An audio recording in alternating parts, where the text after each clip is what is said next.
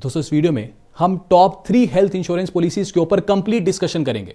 इस वीडियो में ना जो कुछ एक आज की डेट में बेस्ट हेल्थ इंश्योरेंस पॉलिसीज है ना, उन सभी पॉलिसीज को भी हम आपस में कंपेयर करेंगे। जैसे हम एक कंपैरिजन करेंगे HDFC अर्गो का केयर सुप्रीम के साथ, फिर ऐसे ही इनको कंपेयर करेंगे नीबा बुपा के साथ, फिर ऐसे ही इसको कंपेयर करेंगे आदित्य बिरला, बजाज आलियांज और ICICI लोम्बार्ड के साथ। यानी ये कुछ एक बेस्ट हेल्थ इंश्योरेंस पॉलिसीज हैं आज की डेट में। इन सभी पॉलिसीज का हम आपस में कंपैरिजन करेंगे और फिर एक निचोड़ निकालेंगे कि जी आज की डेट में टॉप 3 हेल्थ इंश्योरेंस पॉलिसीज हैं कौन सी। लेकिन एक चैलेंज पता है क्या, अगर मैं वीडियो के स्टार्टिंग में ही इनका कंपैरिजन शुरू कर देता हूं ना, तो आधे लोगों को तो चीजें समझ आ जाएंगी, लेकिन आधे लोगों के सर के ऊपर से बातें निकल जाएंगी। कारण यह है कि बहुत सारे लोगों को हेल्थ इंश्योरेंस की जो टर्म्स है, जैसे आपका समझो बहुत से लोगों को नहीं पता कि जी रिस्टोरेशन बेनिफिट क्या होता है, pre and post hospitalisation expense क्या होता है, कोपे क्या होता है।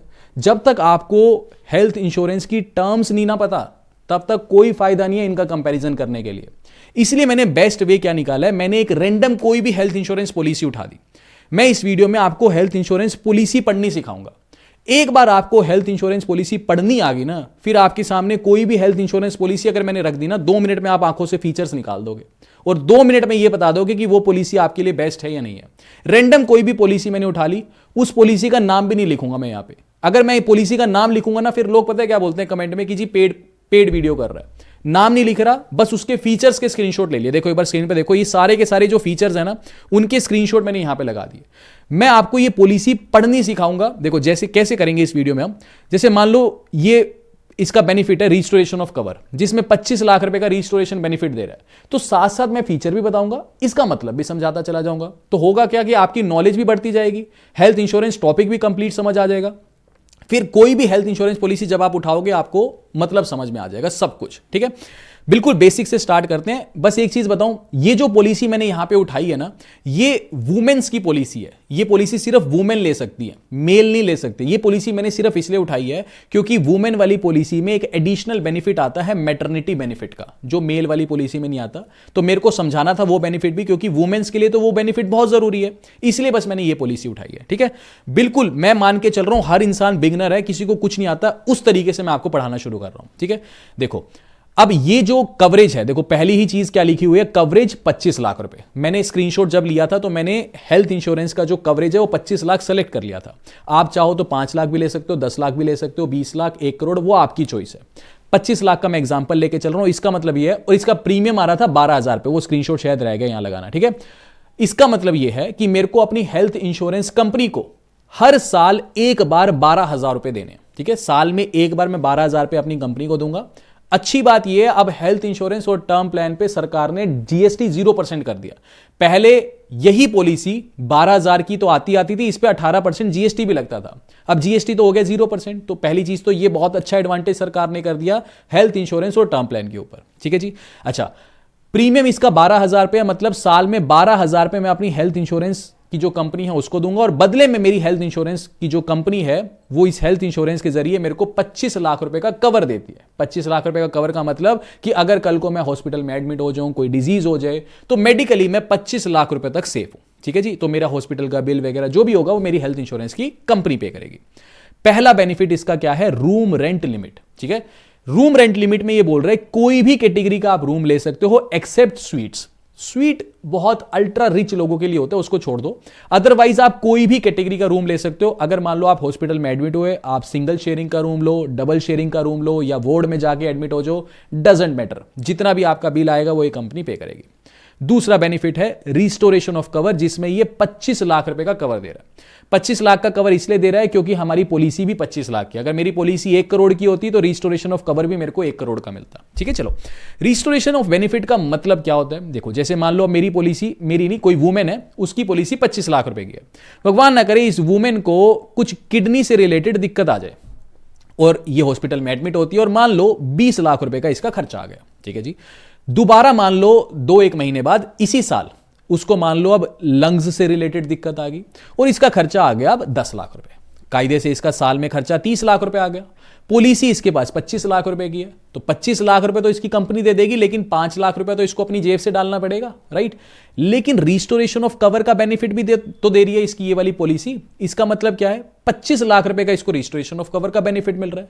मतलब जब ये पहली बार बीमार हुई थी तब इसके पास 25 लाख रुपए की पॉलिसी थी, राइट। इसका खर्चा कितना आया था, 20 लाख रुपए। जैसे ही ये 20 लाख रुपए का खर्चा करके अपने घर पे आएगी ना, इसकी पॉलिसी रीस्टोर हो जाएगी। और कब होगी, कितनी बार होगी साल में, वंस इन अ ईयर, साल में एक बार। तो जैसे इसका 20 लाख रुपए का खर्चा हुआ ना, एक सेकंड मेरा पेन कहां गया, जैसे इसका 20 लाख रुपए का खर्चा हुआ, ये घर आई, इसकी पॉलिसी एक बार रीस्टोर होके दोबारा 25 लाख रुपए की हो जाएगी। और अगली बार मान लो 2 महीने बाद इसको लंग्स की दिक्कत आई, जहां इसका 10 लाख रुपए का खर्चा है, तो इसको अपनी जेब से कोई पैसा नहीं देना, इसकी कंपनी ही देगी। और अब इसके पास पॉलिसी का बैलेंस रह जाएगा 15 लाख रुपए। इसके आगे एक चीज और लिखी है, रिस्टोरेशन बेनिफिट तो है for related and unrelated illness, यानी 25 लाख रुपए की पॉलिसी थी, 20 लाख रुपए किडनी पे खर्च हुए। अगर मान लो दोबारा 10 लाख रुपए किडनी पे ही खर्च होते, तो यानी सेम रिलेटेड डिजीज हो गई, ठीक है। लेकिन अब इस बार खर्चा कैसे हुआ, पहले किडनी की दिक्कत हुई, फिर अनरिलेटेड डिजीज की दिक्कत होगी, लंग्स की। तो कह रहा है चाहे रिलेटेड डिजीज की दोबारा दिक्कत हो या अनरिलेटेड डिजीज की, रिस्टोरेशन बेनिफिट तो पूरा मिलेगा ही मिलेगा। कुछ कुछ पॉलिसीज कैसे देती हैं, मान लो 25 लाख का कवर था, पहले किडनी की दिक्कत आई, खर्चा आ गया 20 लाख रुपए। बोलते हैं कि अगर दोबारा किडनी की दिक्कत आई, फिर रिस्टोरेशन बेनिफिट नहीं मिलेगा। रिस्टोरेशन बेनिफिट कब मिलेगा, जब सिर्फ और सिर्फ अनरिलेटेड डिजीज हो, कि अगली बार आपको लंग्स की दिक्कत आ गई, हार्ट की दिक्कत आ गई, तब मिलेगा। लेकिन ये बोल रहे रिलेटेड हो या अनरिलेटेड हो, और यही वाला रिस्टोरेशन बेनिफिट ही बेटर रहता है, बेस्ट रहता है आपको। क्योंकि कुछ पॉलिसीज बोलती हैं जी अनरिलेटेड डिजीज होगी ना तो देंगे। भाई एक बात हो, अगर किसी को किडनी की दिक्कत है तो प्रोबेबिलिटी यही तो है ना कि दोबारा भी किडनी की ही दिक्कत होगी। ये थोड़ी होएगा कि यार एक बार किसी को किडनी की दिक्कत है, वो डायलिसिस करा रहा है, फिर उसको लंग की दिक्कत आने के चांसेस कितने ही हैं, उसको दोबारा किडनी की ही तो दिक्कत आएगी। तो इसीलिए रिलेटेड और अनरिलेटेड इलनेस जहां पे का बेनिफिट मिल रहा हो, वो रिस्टोरेशन बेनिफिट ज्यादा अच्छा है। समझ गए बात को, चलो। फिर रिन्यूअल बोनस, इसको हम एनसीबी भी बोलते हैं, नो क्लेम बोनस। ये पॉलिसी बोल रही है ₹5 लाख का बेनिफिट मिलेगा आपको, मैक्सिमम 25 लाख का बेनिफिट मिलेगा साल में एक बार। मतलब आपने 25 लाख रुपए की हेल्थ पॉलिसी ली, ठीक है जी, आपने पूरे साल आप बिल्कुल फिट एंड फाइन रहे, एक बार भी हॉस्पिटल में एडमिट नहीं हुए, एक बार भी आपने क्लेम नहीं लिया। अब पॉलिसी रिन्यू का टाइम आ गया, आपने अगले साल फिर दोबारा 12,000 रुपया पे कर दिया। अब आपको 5 लाख रुपए का नो क्लेम बोनस मिल जाएगा, ठीक है। तो अगली बार प्रीमियम सेम रहा, क्योंकि आपने क्लेम नहीं लिया इसलिए आपको नो क्लेम बोनस मिल गया। अगली बार आपकी जो पॉलिसी है वो 25 लाख की नहीं, अब 30 लाख रुपए की हो जाएगी। तो ऐसे करके उसके अगले साल नहीं लिया, फिर दोबारा 5 लाख का बेनिफिट मिल जाएगा, फिर 35 लाख की हो जाएगी। तो मैक्सिमम बेनिफिट 25 लाख तक मिलेगा। ऐसा नहीं कि मतलब आपने 5 साल तक क्लेम नहीं लिया तो 25 लाख का हो गया, छठे साल भी नहीं लिया तो ऐसा नहीं होगा कि 30 लाख का बेनिफिट हो जाएगा। भाई 30 + 25 ऐसा नहीं होगा, मैक्सिमम 25 लाख तक बेनिफिट मिलेगा, यानी मैक्सिमम आपकी पॉलिसी 50 लाख तक जा सकती है। समझ के बात को। अगर मान लो फिर दोबारा क्लेम ले लिया, लेट अस सपोज आपने 5 साल तक क्लेम नहीं लिया, छठे साल क्लेम ले लिया, तो फिर ऐसा नहीं होता कि ये नो क्लेम बोनस एकदम जीरो हो जाएगा। भी ऐसा नहीं होगा कि क्लेम लेते ही आपकी पॉलिसी 25 लाख की रह जाएगी, नहीं।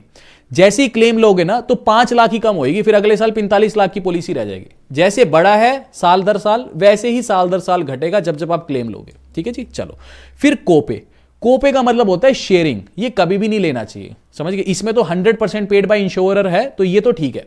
कोपे का मतलब होता है कुछ कुछ पॉलिसीज होती हैं, बोलती हैं जैसे मान लो 25 लाख रुपए की हेल्थ पॉलिसी है हमारी, ठीक है, इसका प्रीमियम जा रहा है जी 12,000 रुपए, ठीक है।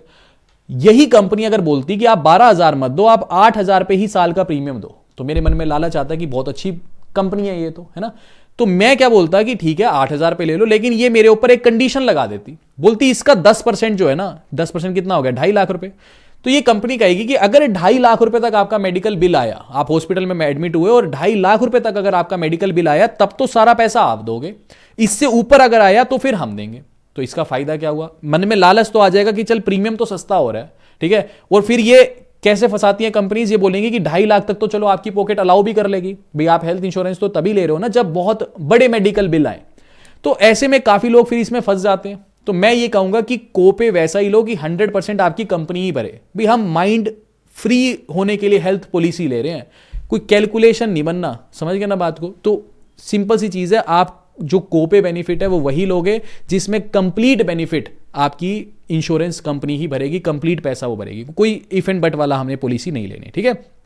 इसके बाद ओपीडी बेनिफिट, मतलब अगर मान लो आप डॉक्टर के पास गए, डॉक्टर की पर्ची कटती है ना 400 500 1000 रुपए की, जो एक मिलने वाली पर्ची होती है, वो बेनिफिट भी मिलेगा। देखो जनरली हेल्थ इंश्योरेंस पे जो क्लेम्स मिलते हैं, जो 25 लाख की पॉलिसी है ना, ये अधिकतर पॉलिसीज क्या बोलती है, जब आप हॉस्पिटल में एडमिट हो गए 24 घंटे से ज्यादा के लिए, उस केस में ही आपको ये इंश्योरेंस का पैसा मिलता है। लेकिन आजकल तो कंडीशंस बहुत आ गई हैं, इसके भी सारे फीचर्स अभी मैं आपको बताऊंगा, ठीक है।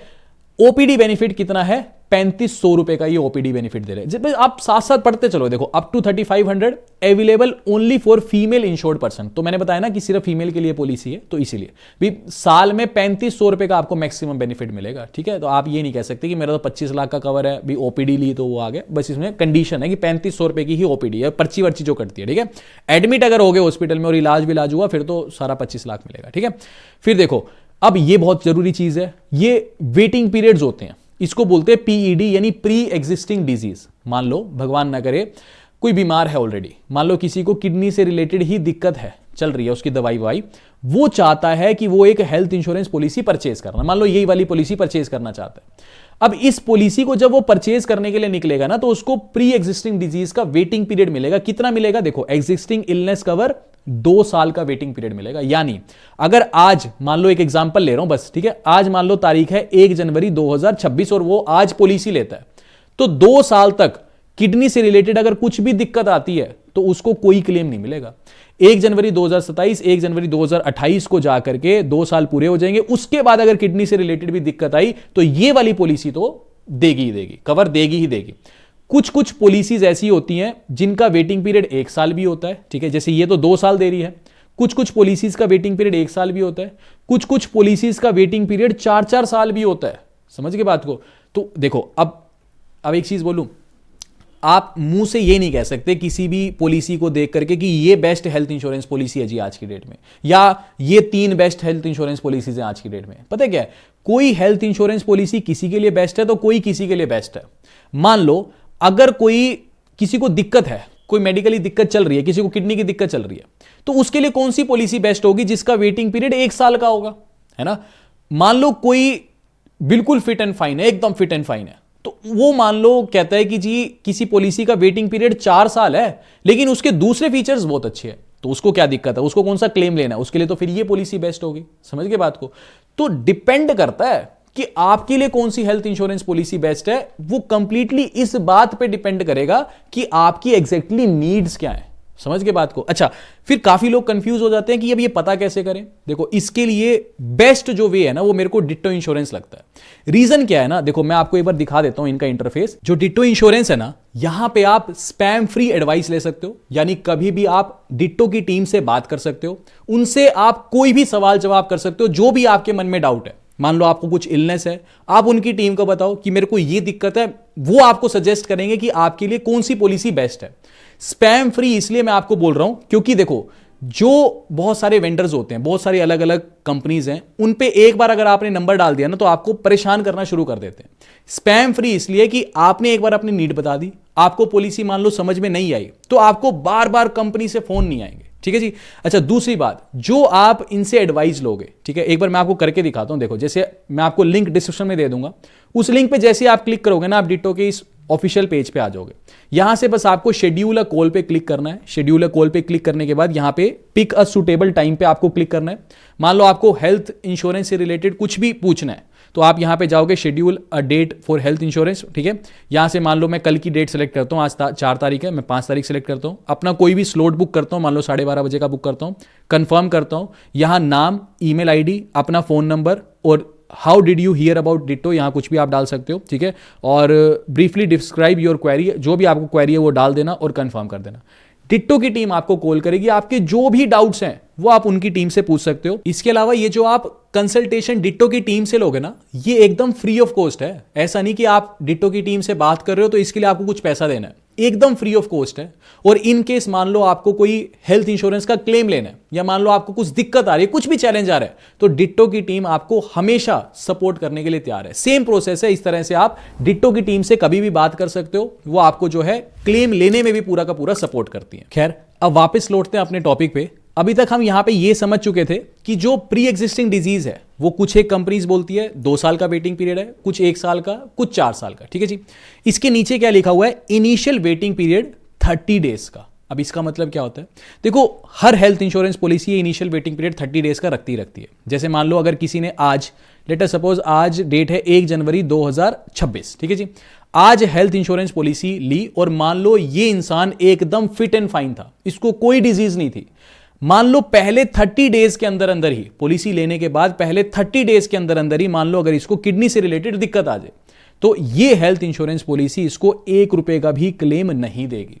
रीजन क्या है, हेल्थ इंश्योरेंस पॉलिसीज को यह डर होता है कि मान लो आप हेल्थ इंश्योरेंस जब पॉलिसी ले रहे हो तो बहुत लोग होते हैं ना कि सच नहीं बताते, झूठ बोल देते हैं कि हमारे को कोई दिक्कत ही नहीं है, और मान लो वो सर्जरी प्लान करके बैठा हो, उसको ऑलरेडी किडनी की दिक्कत हो और पॉलिसी लेने के 5-7 दिन के बाद ही वो सर्जरी प्लान कर ले और क्लेम रेज कर दे। तो इसलिए कंपनी बोलती है चाहे आप फिट एंड फाइन भी हो ना, पहले 30 दिन के अंदर अंदर आपको हम कोई भी क्लेम नहीं देंगे।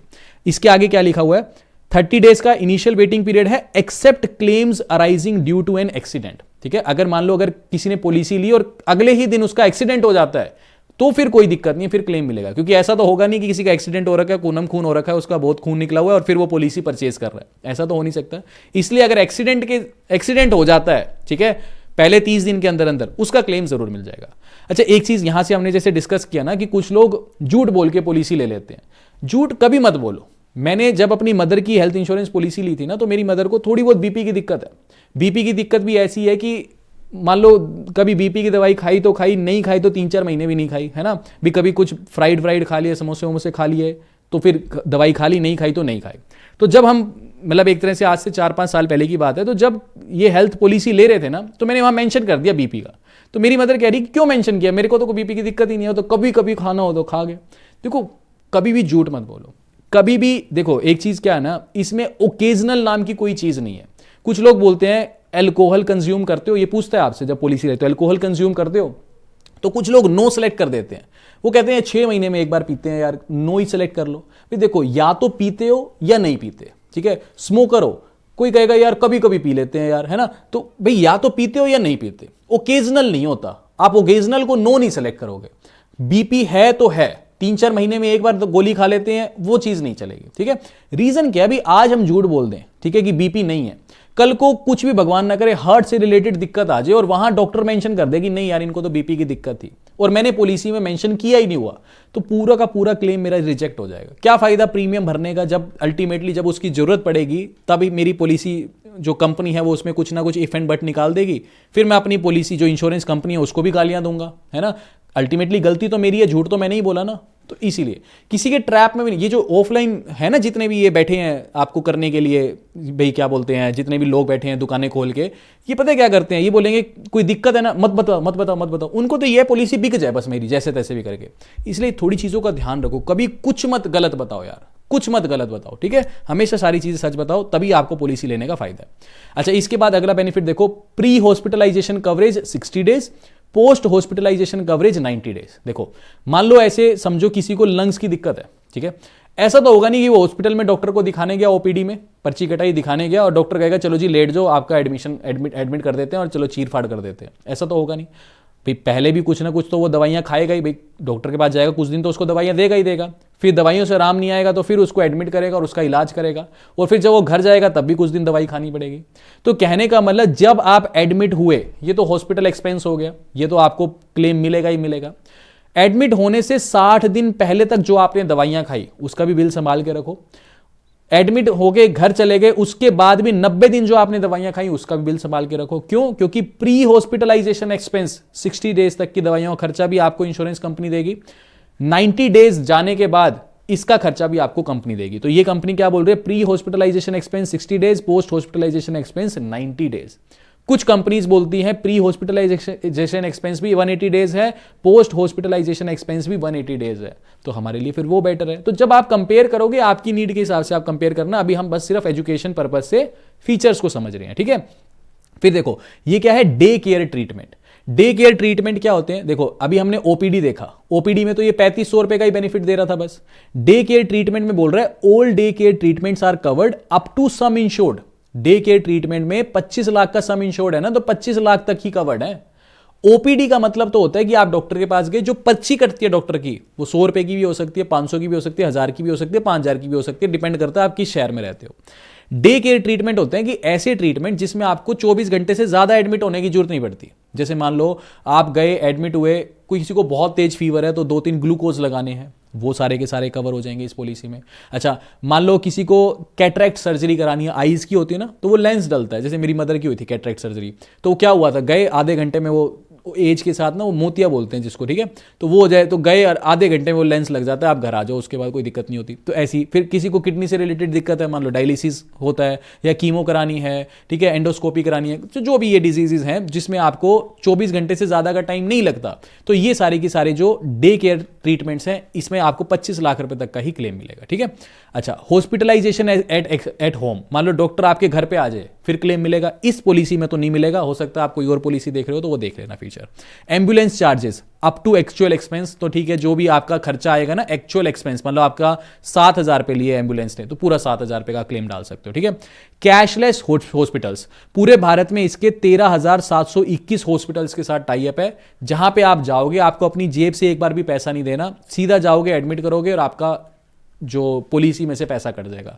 जिनके साथ टाई अप नहीं होता, ठीक है, उसमें क्या होता है कि एक बार आपको अपनी जेब से पैसा डालना पड़ता है, फिर आपको रीएम्बर्समेंट मिल जाता है उसका, ठीक है। तो ऐसे आज की डेट में सभी हॉस्पिटल के साथ, जो अच्छे हॉस्पिटल हैं, इनका इंश्योरेंस कंपनीज का टाई अप होता है। बाकी आप देख सकते हो कि जो आप हेल्थ इंश्योरेंस पॉलिसी ले रहे हो, क्या उस पॉलिसी का टाई अप आपके घर के आसपास जो आपको अच्छे हॉस्पिटल्स लगते हैं उसके साथ टाई अप है कि नहीं है, ठीक है। पता लगे आपके घर के आसपास तो टाई अप नहीं है, वैसे भारत में 20,000 हॉस्पिटल्स के साथ टाई अप है, फिर उसका पॉलिसी का कोई फायदा नहीं, ठीक है।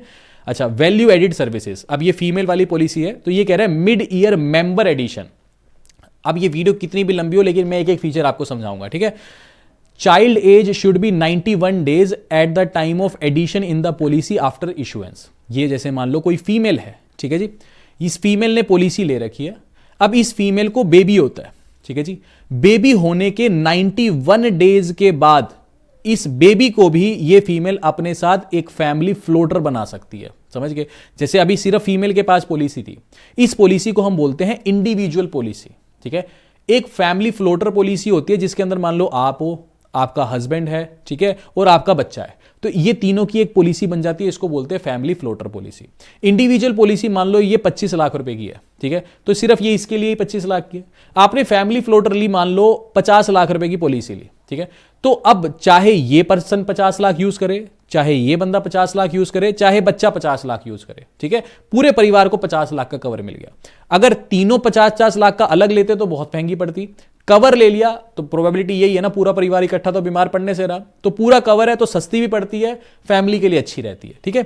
लेकिन एक चीज ध्यान रखना, अगर आप फैमिली फ्लोटर ले रहे हो तो इसमें अपने पेरेंट्स को मत ऐड करना। मान लो अगर हस्बैंड है 31 ईयर्स, वाइफ 30 ईयर्स और बेबी मान लो 1 ईयर है, ठीक है जी, तो जिसकी उम्र सबसे ज्यादा है, इसमें उम्र किसकी सबसे ज्यादा है, हस्बैंड की सबसे ज्यादा है, तो पूरी की पूरी फैमिली फ्लोटर 31 साल की एज के हिसाब से इसका प्रीमियम बनेगा। जितनी ज्यादा एज होती है उतना प्रीमियम बनता है। मान लो इसमें आपने अपने फादर को भी ऐड कर लिया जिनकी एज मान लो 65 ईयर्स है, तो पूरे ग्रैंड मदर को भी ऐड कर लिया जिसकी एज 62 ईयर्स है। अब पूरे 500 लोगों का जो प्रीमियम है वो 65 साल की एज के हिसाब से बन जाएगा। जहां प्रीमियम 15,000 आना था वहां प्रीमियम 45,000 बन जाएगा। समझ के बात को। इसलिए पेरेंट्स के लिए अलग फैमिली फ्लोटर ले लेना, सेम एज ग्रुप के लिए अलग फैमिली फ्लोटर ले लेना, बच्चे का कोई खास फर्क नहीं पड़ता, ठीक है। चलो, अब ये बोल रहा है कि 91 डेज के बाद ही आप अपने बच्चे को इस पॉलिसी में ऐड कर सकते हो। दूसरा, spouse will be added after 91 days. ऐसे ही आपने पॉलिसी ली, वुमेन ने पॉलिसी ली, स्पाउस को भी इसमें ऐड करना है तो वो भी 91 डेज के बाद ही ऐड कर सकते हो, ठीक है जी। फिर फ्री हेल्थ चेकअप, साल में 3,000 रुपए के फ्री हेल्थ चेकअप मिलेंगे फॉर फीमेल्स। अगर कोई मेल ऐड होता है बाद में, अकेला मेल इस पॉलिसी को नहीं ले सकता क्योंकि वुमेन्स की पॉलिसी है ना, बट फैमिली फ्लोटर बनाना है तो फिर वो बन सकता है इस पॉलिसी का, ठीक है। तो मेल को 1,000 रुपए का ही बेनिफिट मिलेगा इस पॉलिसी में, ठीक है। किस चीज के लिए? फ्री हेल्थ चेकअप के लिए, ठीक है। ई कंसल्टेशन, जितनी मर्जी गायनेकोलॉजिस्ट से कंसल्टेशन करो जो है इस क्या बोलते हैं इस एप्लीकेशन के अंदर, ठीक है। किसके थ्रू? Through Star Tele Health app, जो फोन पे होता है ना आजकल ई कंसल्टेंट, ठीक है, उनके थ्रू कर सकते हो, बट वो मेरे को लगता नहीं कुछ काम की चीजें होती है। डेली कैश अलाउंस, हर रोज 2,000 रुपए का आपको कैश अलाउंस मिलेगा, मैक्सिमम फॉर 7 डेज। ये आपके अकाउंट में हर रोज 2,000 रुपए आएंगे 7 दिनों तक मैक्सिमम। कब आएंगे? In case insured person occupies a shared accommodation. मान लो आप किसी हॉस्पिटल में गए, वहां प्राइवेट रूम आपको नहीं मिला, आपने ट्विन शेयरिंग कर लिया, भी एक पेशेंट ये है और एक पेशेंट आप भी हो। अगर ऐसी सिचुएशन मिलती है तो क्योंकि आपको प्राइवेट रूम नहीं मिला तो आपकी इंश्योरेंस कंपनी हर रोज आपको 2,000 रुपये देगी। ठीक है जी, चलो ये पॉलिसी ऐसा बोल रही है। अब आ जाओ इसका मैटरनिटी बेनिफिट, ये भी समझ लेते हैं। देखो अब क्योंकि हमारी पॉलिसी 25 लाख रुपए की है तो इसका मैटरनिटी बेनिफिट बोलता है अप टू 75,000, यानी अगर मान लो ये फीमेल ली, ठीक है, इसका वेटिंग पीरियड कितना है, आफ्टर 1 ईयर वेटिंग पीरियड। वैसे इस पॉलिसी का प्री एग्जिस्टिंग डिजीज, अगर डिजीज है उसका वेटिंग पीरियड 2 साल है, लेकिन मैटरनिटी बेनिफिट का वेटिंग पीरियड 1 साल है। तो ये अच्छी पॉलिसी होगी किन के लिए, अगर कोई नई जिसकी शादी होने वाली है, ठीक है जी, या कोई बच्चा सोच रहा है 1-2 साल बाद कंसीव करना है, उनके लिए अच्छी पॉलिसी है कि आज ये पॉलिसी लो, 1 साल पूरा होने के बाद अगर आपकी डिलीवरी होती है, ठीक है, 1 साल का वेटिंग पीरियड होने के बाद अगर आपकी डिलीवरी होती है और आपके पास 25 लाख रुपए की पॉलिसी है तो 75,000 रुपए तक मैटरनिटी बेनिफिट, जो भी खर्चा होगा डिलीवरी के टाइम पे, चाहे सी सेक्शन हो या नॉर्मल डिलीवरी हो, 75,000 रुपए तक खर्चा आपकी हेल्थ इंश्योरेंस पॉलिसी देगी। तो क्योंकि वुमेन्स के लिए, देखो वुमेन प्लान अच्छे इसलिए होते हैं, मैटरनिटी तो सबको चाहिए है ना, माँ तो सबने बनना है ना एक एज के बाद। तो अगर आप उस एज में आ चुके हो, 25, 26, 27, जो भी आप जिस भी माहौल में आप रहते हो, आपकी शादी हो चुकी है या होने वाली है, तो फिर ये मैटरनिटी बेनिफिट जरूर देख लिया करो। ठीक है, तो यहां पे 1 साल के बाद 75,000 रुपए का मिलेगा। अच्छा, अगर आप 50 लाख की पॉलिसी लोगे तब भी 75,000 का ही बेनिफिट मिलेगा, 75 लाख की लोगे तब भी 75,000 का ही बेनिफिट मिलेगा। एक और स्क्रीनशॉट लगाया, अगर आप पॉलिसी 1 करोड़ रुपए की लेते, भी 1 करोड़ रुपए का आपका सम इंश्योर्ड रहता, तो मैटरनिटी बेनिफिट आपको 1 लाख रुपए का मिल जाता। ठीक है, और वो वही चीज है कि 1 साल के वेटिंग पीरियड के बाद ही मैक्सिमम ऑफ 2 डिलीवरीज, 2 डिलीवरीज के लिए आपको मिलेगा। मान लो पहला बच्चा हुआ तब भी 1 लाख तक का बेनिफिट, दूसरा बच्चा हुआ तब भी 1 लाख का बेनिफिट, तीसरा बच्चा होगा फिर नहीं मिलेगा बेनिफिट। ठीक है, अच्छा, लेकिन मान लो अगर आप पॉलिसी कम की लेते, मान लो आप 15 लाख रुपए की पॉलिसी लेते, तो मैटरनिटी बेनिफिट 50,000 का मिलता फिर आपको। ठीक है, वेटिंग पीरियड इसमें भी 1 साल का रहता। अच्छा, अगर मान लो आप पॉलिसी और कम की लेते, 10 लाख रुपए की लेते, तो इस केस में भी 50,000 का ही मिलता, लेकिन वेटिंग पीरियड फिर 2 साल का हो जाता।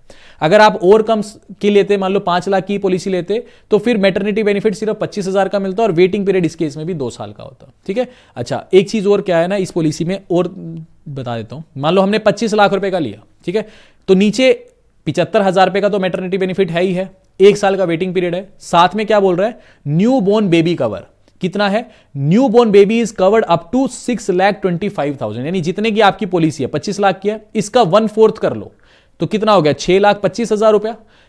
अगर बेबी पैदा होता है, आजकल देखो जमाना थोड़ा सा ऐसा हो गया है ना, बेबी पैदा होता है और इनकेस कुछ कॉम्प्लिकेशन आ जाती है, बेबी को कुछ तकलीफ हो जाती है, तो बेबी के पास तो कोई पॉलिसी नहीं है, लेकिन ये पॉलिसी बोलती है कि बेबी के पैदा होने के इमीडिएट बाद अगर बेबी को भी कुछ हो जाए तो 6,25,000 रुपए का बेबी को भी कवर मिलेगा। ठीक है, देखो यहां पे लिखा हुआ ना, a new born baby is covered. देखो उम्मीद कर रहा हूं दोस्तों ये तरीका मैंने सही अपनाया, इससे आपको नॉलेज मिल रही है कि साथ साथ हम पढ़ते जा रहे हैं तो आपको अच्छे से हेल्थ इंश्योरेंस समझ आ रहा है। अगर आपको ये तरीका अच्छा लगे तो प्लीज सपोर्ट भी करना यार, कि वीडियो को लाइक और चैनल को सब्सक्राइब जरूर करना, इससे हमें जो है बहुत मोटिवेशन मिलता है। कुछ आपके फीडबैक हो, अगर आप सेटिस्फाइड हो वीडियो से तो पॉजिटिव कमेंट करना, कुछ और सुझाव है कैसे अच्छा करना है तो वो भी प्लीज कमेंट करना, बट सपोर्ट किया करो। इसके लिए आपको कुछ पैसे तो देने नहीं है, बट प्लीज वीडियो को लाइक और चैनल को सब्सक्राइब जरूर किया करो यार। अच्छा ठीक है, तो ये जो फीचर हो गया न्यूबॉर्न बेबी कवर। बाकी ये बेबी एडिशन टू पॉलिसी, वही 91 डेज के बाद आप बेबी को ऐड कर सकते हो। ठीक है, तो ये फीचर्स देख लिए। अच्छा, फिर एलिजिबिलिटी, ठीक है, इस पॉलिसी की only females aged 18 to 75 years, सिर्फ वही फीमेल इस पॉलिसी को ले सकते हैं। कोई 10 साल की फीमेल है वो इस पॉलिसी को नहीं ले सकती, ये इस पॉलिसी की बात है। अदरवाइज कोई और पॉलिसी होगी ना तो वो कोई भी ले सकता है। ठीक है, अगर किसी की एज मान लो 1 साल है वो भी पॉलिसी ले सकते हैं, ऐसा नहीं कि 18 साल मिनिमम एज होनी चाहिए हेल्थ इंश्योरेंस पॉलिसी लेने के लिए। सिर्फ ये पॉलिसी होगा, इस पॉलिसी का कुछ लूप होल। ठीक है, बट क्या बोलते हैं, वैसे जनरली 99% जो पॉलिसीज होती हैं वो कोई भी ले सकता है। अगर किसी की एज 1 साल भी है वो भी पॉलिसी को ले सकता है। ठीक है, अच्छा, फिर फ्लोटर सम इंश्योर्ड एडल्ट्स 18 साल टू 75 साल, मतलब अगर मान लो आप फैमिली फ्लोटर लेते हो तो उसमें भी जो एडल्ट्स होंगे वो 18 साल के होने चाहिए। ठीक है, बच्चे को ऐड कर सकते हो बट जो एडल्ट्स हैं वो 18 साल से 75 साल होने चाहिए, और एटलीस्ट एक फीमेल तो होनी ही होनी चाहिए, ऐसा लिखा हुआ है। डिपेंडेंट चिल्ड्रन की एज अगर आप चिल्ड्रन को ऐड करते हो तो वो 91 डेज होनी चाहिए। अगर आप फैमिली फ्लोटर बना रहे हो तो चाइल्ड की एज 91 डेज होनी ही होनी चाहिए। ठीक है, और कब तक रख सकते हो आप चाइल्ड को अपने साथ, जब तक वो 25 साल का नहीं हो जाता। ठीक है, उसके बाद लिखा है डॉटर कैन, अच्छा अगर तो मान लो बॉय चाइल्ड है तो वो जब तक 25 साल का नहीं हो जाता तब तक अपने साथ रख सकते हो। मान लो जैसे ही वो 25 साल का हो गया तो फिर उसको एग्जिट करना पड़ेगा यहां से और फिर वो नई पॉलिसी आप इशू हो जाएगी उसको, इंडिविजुअल पॉलिसी, ठीक है। बट एक चीज है कि बेटे को मत ही ऐड करो, क्योंकि फिर बेटे को इंडिविजुअल ये वाली पॉलिसी बाद में इशू होगी नहीं, समझ गए ना बात को, क्योंकि ये तो सिर्फ वुमेन के लिए। अगर गुड़िया है आपकी तो फिर तो ये बोल रहा है कोई दिक्कत नहीं है, गुड़िया तो 25 साल के बाद 30 साल तक भी रह सकती है अगर वो अनएम्प्लॉयड रहती है, सेल्फ डिपेंडेंट नहीं बनती, ठीक है। तो मान लो फादर मदर, ठीक है, इन्होंने फ्लोटर बनाया, 91 डेज के बाद गुड़िया को भी ऐड कर लिया, गुड़िया 30 ईयर्स तक रह सकती है। 30 ईयर्स के बाद इसको यही सेम पॉलिसी इंडिविजुअल लेवल पे लेनी पड़ेगी, ठीक है। अच्छा, वो तो ले सकती है, लेकिन अगर लड़के को मत ऐड करना अगर ये पॉलिसी लेते हो, ऐसी कोई पॉलिसी, ठीक है, क्योंकि फिर उसको बाद में दिक्कत होगी, उसको इंडिविजुअल फिर ये नखरे लगेंगे इनको करने में, क्योंकि ये सिर्फ फीमेल की पॉलिसी है ना, तो वैसा करके, ठीक है। ओके, फिर इसके फीचर हैं एयर एम्बुलेंस चार्जेस। मान लो किसी को एयर एम्बुलेंस चाहिए तो फिर वो 10% तक सम इंश्योर्ड मिलेगा, ठीक है। Air ambulance charges up to 10% of the sum insured, यानी 25 लाख रुपए का कवर है तो 2.5 लाख रुपए तक एयर एम्बुलेंस कवर रहेगा। This benefit is only available for some insured options of 10 lakh and above, यानी आप ये नहीं कह सकते कि 5 लाख की पॉलिसी है तो इसका 10% यानी 50,000 का मेरे को कवर मिल जाए एयर एम्बुलेंस का। कम से कम पॉलिसी 10 लाख या उससे ऊपर की होनी चाहिए। इसके बाद आगे बढ़ते हैं। इसके बाद नेटवर्क हॉस्पिटल है, ये बस एक एग्जांपल से समझते हैं। जैसे ये मैंने कुछ स्क्रीनशॉट लगा दिए हर एक हेल्थ इंश्योरेंस कंपनी के, इसके सामने इनके सभी के जो नेटवर्क हॉस्पिटल्स हैं वो लगा दिए, ठीक है जी। जैसे केयर हेल्थ इंश्योरेंस है, इसके देश भर में सबसे ज्यादा नेटवर्क हॉस्पिटल है, 16,500 से ज्यादा, ठीक है। लेकिन मान लो अगर कोई दिल्ली एनसीआर में रहता है तो दिल्ली एनसीआर के अंदर केयर हेल्थ के सबसे ज्यादा नहीं है, केयर हेल्थ के 650 हैं, इससे ज्यादा भी औरों के हैं, जैसे इसके 900 हैं, इसके 850 हैं, ठीक है।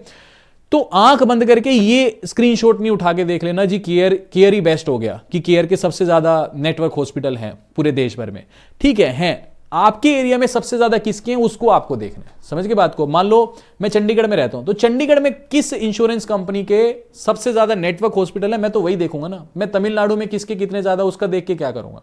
तो ये थोड़ी वो चीजें मैं आपको बस लास्ट में एक ओवरव्यू दे रहा हूं। बाकी कुछ एक स्क्रीनशॉट है, जैसे हर एक कंपनी का प्री हॉस्पिटलाइजेशन और पोस्ट हॉस्पिटलाइजेशन का स्क्रीनशॉट मैंने लगा रखा है। जैसे मान लो ये कोई 30 डेज दे रहा है, कोई 60 दे रहा है, ठीक है। ऐसे ही लास्ट में कोई 180 दे रहा है, तो देख सकते हो आप, थोड़ा बहुत कंपेयर कर सकते हो, ठीक है। फिर ये होता है क्लेम सेटलमेंट रेशियो और इनकड क्लेम रेशियो भी होता है। कुछ टेक्निकल बातें हैं, जैसे मान लो जिसका क्लेम सेटलमेंट रेशियो सबसे ज्यादा होता है, अधिकतर हम बोल देते हैं वो कंपनी अच्छी है। जैसे मान लो अगर किसी का क्लेम सेटलमेंट रेशियो मान के चलो 100 क्लेम्स कंपनी के पास आए, 100 लोगों ने रिक्वेस्ट करी कि हमारे को हेल्थ इंश्योरेंस का क्लेम चाहिए, ठीक है, भी दिक्कत हो गई हमारे को।